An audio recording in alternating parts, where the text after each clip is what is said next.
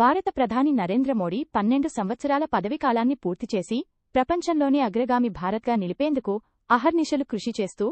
13వ సంవత్సరంలో అడుగుపెట్టిన సందర్భంగా స్థానిక పార్లమెంటు సభ్యులు కేంద్ర హోంశాఖ సహాయ మంత్రి శ్రీ బండి సంజయ్ కుమార్ గారు సూచనల మేరకు ఈ రోజు 15న ప్రారంభం కానున్న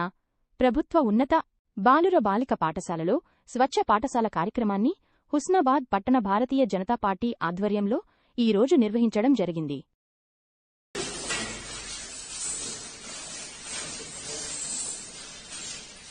పార్టీ మన గౌరవ ప్రధానమంత్రి నరేంద్ర మోడీ వారి యొక్క ఆశయం స్వచ్ఛ భారత్ దృష్టి 12 సంవత్సరాలు పూర్తి చేసుకుని 13వ సంవత్సరంలో ప్రపంచ దేశాలే మెచ్చే నాయకుడిగా ఆనాటి రాజరాజ నరేంద్రుడిని మనం చూడలేకపోయినా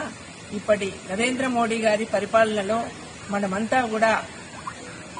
అంత్యోదయ అనే దాని దృష్ట్యా మనమంతా కూడా ముందంజలో ఉన్నాం. కాబట్టి పాఠశాలకు వేసవి సెలవుల దృష్ట్యా 2 నెలలు వాళ్ళంతా పాఠశాలకు రాలేని దృష్ట్యా పాఠశాలల యొక్క ప్రాంగణమంతా కూడా అపరిశుభ్రంగా ఉన్నందున గౌరవ మన కేంద్ర మంత్రివర్యులు బండి సంజయ్ కుమార్ గారి యొక్క పిలుపు మేరకు పార్లమెంటు పరిధిలో ఉన్న అన్ని పాఠశాలలను పరిశుభ్రత చేయాలనే ఒక కార్యక్రమాన్ని తీసుకోవడం జరిగింది. దాని దృష్ట్యా బాలుర పాఠశాల, బాలికల పాఠశాల హుస్నాబాద్లో ఉన్న పాఠశాలలు